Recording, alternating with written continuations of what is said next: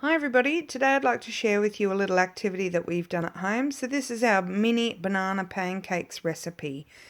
We started off with reading the recipe, looking at those ingredients.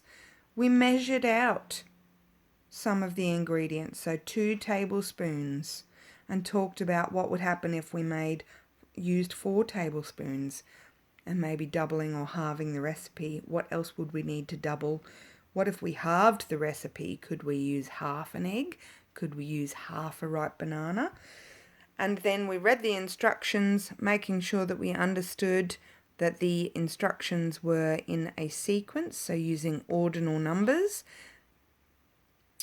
We would also talk about things like changes. So what happens to the ingredients as you add them together? What changes are reversible and irreversible? And talking about healthy choices too. So then we would also possibly look at writing our own recipe. What one thing could we change in this recipe? Could you add other things to the recipe?